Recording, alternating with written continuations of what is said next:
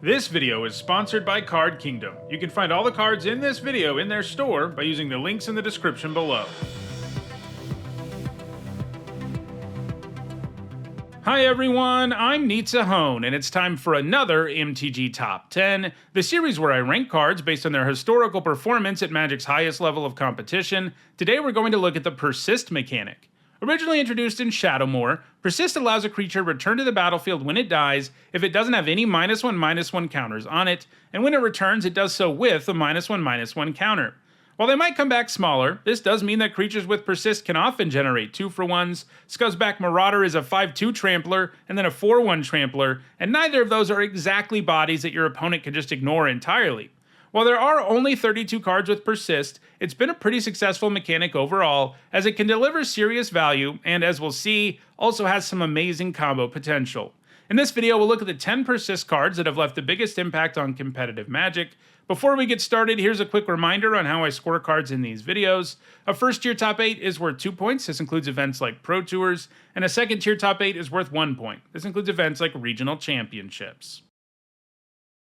At number 10, it's Renclaw Trow. For 2 generic and a black-green hybrid mana, it's a 2/2 with Persist and Wither. Wither means it does damage in the form of -1/-1 counters. This means that even if the Trow can't kill something that it damages, it does make it significantly worse, and thanks to Persist, it can come back and do it again. The Trow has gained all of its points in Pauper, a format where only commons are legal. There, it was played in Golgari's Sacrifice decks that also packed potential combo wins involving the Trow. For example, if you sacrifice the Trow to something like Carrion Feeder when you have Ivy Lane Denizen in play, the Trow will return to the battlefield with a +1/+1 counter, cancelling out its -1/-1 counter when it persists. This means you can sacrifice it as many times as you want. This is the first of several combos with Persist that we'll see on this list. The Trow isn't seeing play in Pauper right now, so it may not stay on the list forever. At number 9, it's River Kelpy. For 3 generic and 2 blue, it's a 3/3, and when it or another permanent enters play from the graveyard, you draw a card. You also draw a card when a spell is played from the graveyard, and of course it comes with Persist. This means that when it comes back with Persist, you'll draw a card, and obviously enough, the Kelpy is a good payoff for doing other graveyard things, while also punishing your opponent for graveyard nonsense. The Kelpy gained all of its points in the Eternal formats between 2010 and 2015, and it was played in dredge decks in those formats which have creatures like Icarid and Bloodghast, who can return from the graveyard for no mana at all, and do it repeatedly, so drawing cards off of the Kelpy's ability is pretty easy. However, the Kelpy has become too inefficient to be something that still sees play in that style of deck. At number 8, it's Fury Stoke Giant. For 3 generic and 2 red, it's a 3/3, and when it enters the battlefield, it gives all of your creatures an activated ability until end of turn. They can tap to do 2 damage to target creature or player. He's also got Persist, so this means you can get this enter the battlefield ability twice in some cases, and obviously if you have a nice board, turning all of your creatures into shock can be pretty powerful. The Giant gained all of its points in standard token decks that were packing cards like Bitter Blossom, Mogwurm Marshal, and Marsh Flitter, and turning all of those bodies into shocks was indeed powerful. The Giant hasn't gained any points since 2008. At number 7, it's Safehold Elite. For 1 generic and a green-white hybrid mana, it's a 2/2 with Persist. It saw a bit of play in extended White Weenie and modern Birthing Pod decks. The latter could sacrifice the Elite twice, which was pretty sweet, but it's done the most in the same style of Pauper deck as Renclaw Trow, where it's not only a quality 2-drop, but can allow you to combo off with Carrion Feeder and Ivy Lane Denizen. It hasn't gained any points since 2023.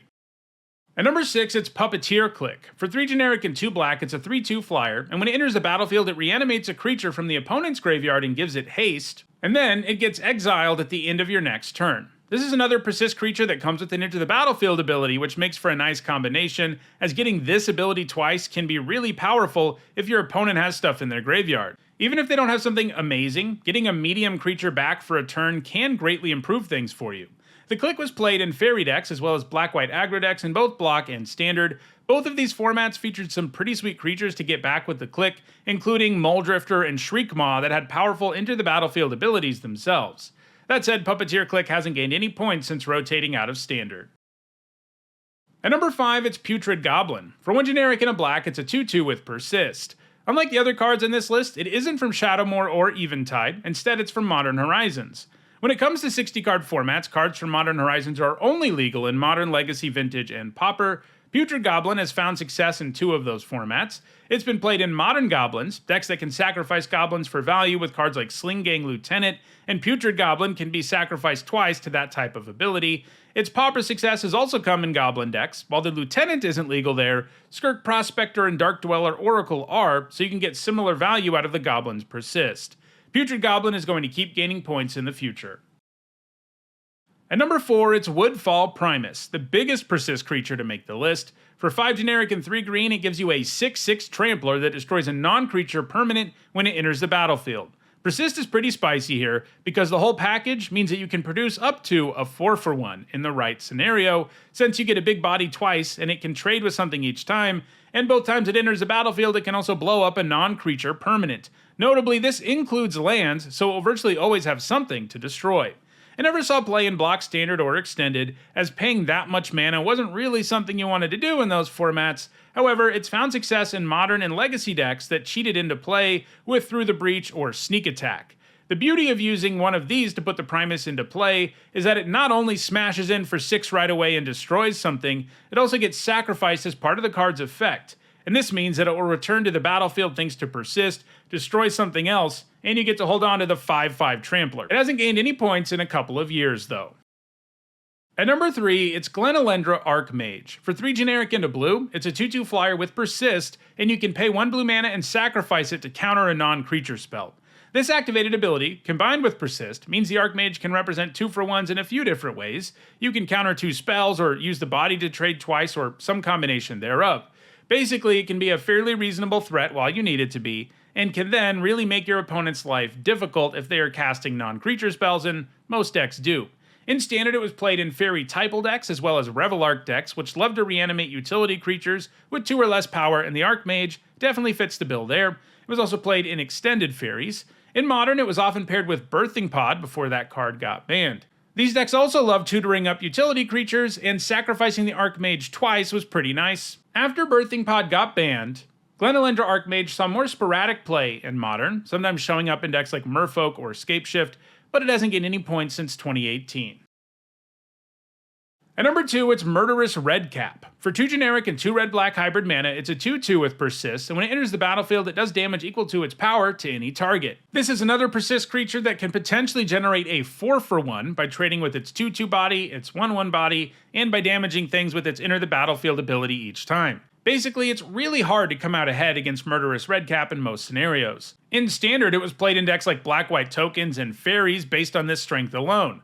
More notably, it was a key card in combo decks and formats outside of Standard. In particular, it could be combined with Melira Sylvok Outcast and a Sacrifice Outlet to do infinite damage to your opponent on the spot, since Melira prevents the -1/-1 counter from Persist from ever being placed on Murderous Redcap, meaning it just keeps persisting every time it dies. This combo was incredibly easy to put together in Modern, where you could use the aforementioned Birthing Pod to get the whole thing together way too consistently.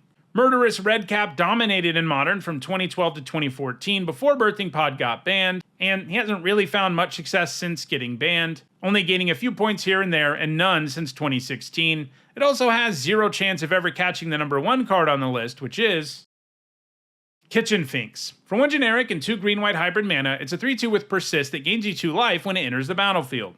While it doesn't quite have the 4-for-1 potential of the Redcap, it's a very efficient creature, and one that is a huge roadblock for any aggressive deck.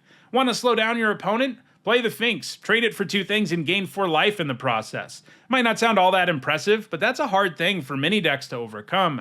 That's what's led to the Finks finding a ton of success, especially in Modern, and like the Redcap, it has the same combo potential. Get it in play alongside Melira and a Sacrifice Outlet, and you can gain as much life as you want.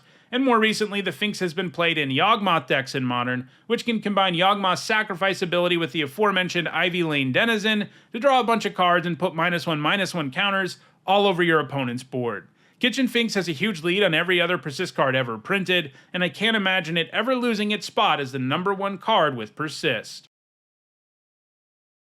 So, those are the top 10 cards with Persist. Do you want your creatures to persist? Then check out the description, where you can find a direct Card Kingdom link for each card that appeared in the video. If you enjoyed this video, please like it and share it so that others can enjoy it too. If you want to make sure you catch future videos, don't forget to subscribe. And if you want to catch up on past videos, including many more that look at the game's mechanics, you should see a playlist on your screen shortly. Thanks for watching.